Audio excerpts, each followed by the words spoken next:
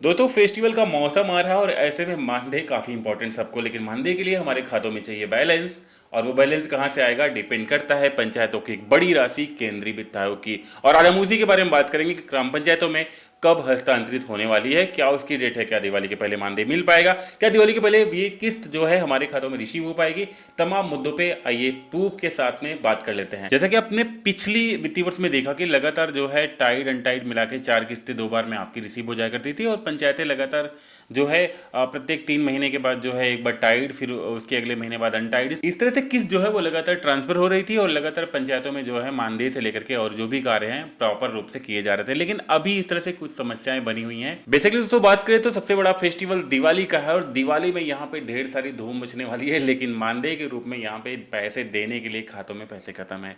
हालांकि पंचायत की निधि पे ही सारे सब कुछ डिपेंड होता है, क्योंकि ढेर सारे मजदूरों की मजदूरी, ढेर सारे जो है एम्प्लॉइज की पेमेंट अब यहाँ पे जो है वो भी प्रधान के भी कुछ ऐसे पर्सनली काम होते हैं जो करने होते हैं। तो इस तरह से डिपेंडिंग करता है सारे जो है केंद्रीय वित्त आयोग के अनटाइड और टाइड फंड पे। टाइड फंड पे कुछ लिमिटेशन है, प्रधान के काम कुछ होते हैं, लेकिन अनटाइड का जो फंड है उस फंड पे मानदेय निर्धारित होता है। तो मैं आपको लेटर दिखा रहा हूं किस तरह से कब आपका ये जो केंद्रीय वित्त धनराशि है वो रिसीव होगी, क्या शर्तें उसमें पूरी करनी है पंचायतों को। लेकिन उसके बिहाफ पे दूसरी बात करेंगे कि आप जान ले अनटाइड का जो भी फंड है उससे आप मानदेय दे सकते हैं, क्योंकि राज्य वित्त का जो फंड है वो टोटल आपका 100% अनटाइड है और केंद्रीय वित्त का भी जो अनटाइड फंड आता है 40% वो भी अनटाइड। तो अनटाइड कोई भी फंड हो उससे आप मानदेय पेमेंट कर सकते हैं, उसके लिए कोई एलिगेशन नहीं है, न किसी आपको अथॉरिटी की जरूरत है। चलिए टाइम वेस्ट नहीं करते हैं, आते हैं लेटर पे। ये लेटर है 17 अक्टूबर का, बहुत लोगों के पास पहुंच भी होगा। इस लेटर का मेन मीनिंग क्या है यहाँ पे देख लें कि टोटल पंचायतें हैं 57,702 ग्राम पंचायतें हैं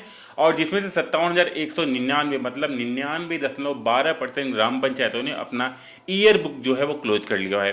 और जैसे आप ईयर बुक क्लोज करते हैं तो उस वित्तीय वर्ष की ऑडिट आपको करवानी होती है। यहाँ पे बात की गई कि लगभग यहाँ पे 57,199 में से यहाँ पे आपके 56,800 मतलब 98.57% पंचायतों ने ऑडिट की रिपोर्ट भी 100% कंप्लीट की है। मतलब ये आंकड़ा कुछ ही बचा हुआ है। तो बेसिकली यहाँ पे बात करें कि अभी जो 826 क्षेत्र पंचायतें हैं उसमें से 816 क्षेत्र पंचायतों ने अपनी ईयर बुक क्लोज की है। बट उन्होंने क्या किया, उन्होंने अपनी ऑडिट जो है अभी पेंडेंसी है वो मामले हैं। और इसके साथ साथ हाँ 75 जिलों की बात करें तो 75 जिलों में 75 जिला पंचायत हैं जिनमें 10 लोगों ने अभी अपनी ऑडिट रिपोर्ट प्रस्तुत की है। ईयर बुक सभी ने क्लोज किया हुआ है। लेकिन यहाँ पे बात करें तो मोस्टली समस्या है क्षेत्र पंचायत, जिला पंचायत, क्योंकि त्रिस्तरीय पंचायती व्यवस्था आप भी जानते हैं कि त्रिस्तरीय पंचायत राज व्यवस्था में जो भी फंडे आते हैं वो तीनों को आएंगे।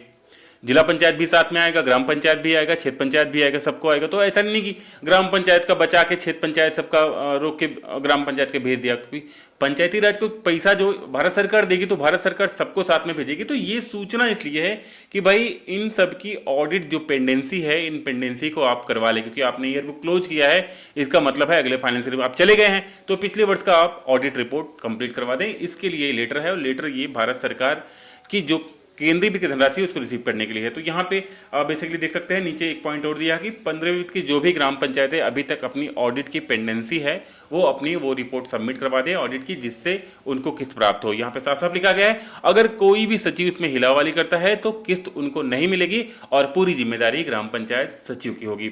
तो बेसिकली ये जो काम है अभी ओबी कैंसिलेशन का काम चल रहा था काफ़ी देर से, क्योंकि पोर्टल पे जो अनस्पेंड बैलेंस ज़्यादा दिख रहा था वो सारे बैलेंस को अकाउंट में जितना आपके अवेलेबल बैलेंस है उससे मैच करा करके जो एक्स्ट्रा बैलेंस है उसको ओबी काउंसिल करना था। वो काम काफ़ी तेज से हो रहा है, लगभग पंचायतों में हो भी चुका है और बहुत युद्ध स्तर पे काम हो रहा है। और सेकंड में बात करें तो ये जो हमारी ऑडिट पेंडेंसी का मामला है, इसी मामले के नाते हमारी केंद्रीय वित्त की धनराशि इस बार रोकी गई है और आशा करता हूँ कि हफ्ते के अंदर ये चीज़ें कंप्लीट होनी है। उम्मीद आप करें कि दिवाली के पहले पहले ये आपके जो केंद्रीय वित्त की राशि है टाइड एंड टाइड की ये आपको रिसीव हो जाएगी और आपके जो भी रुके हुए मानदेय हैं, जो भी आपके काम है वो सुचारू रूप से कंप्लीट हो जाएंगे। हालांकि वेबसाइट कम सपोर्ट कर रही है, उम्मीद करता हूं कि समय आप सबके सारे जो भी वादे हैं कंप्लीट हो जाएंगे। उम्मीद करता हूं वीडियो आपको पसंद आए तो लाइक करेगा, चैनल पर अगर नए हो सब्सक्राइब कर लीजिएगा। मिलते हैं और वीडियो में, तब तक के लिए जय हिंद, बाय दोस्तों।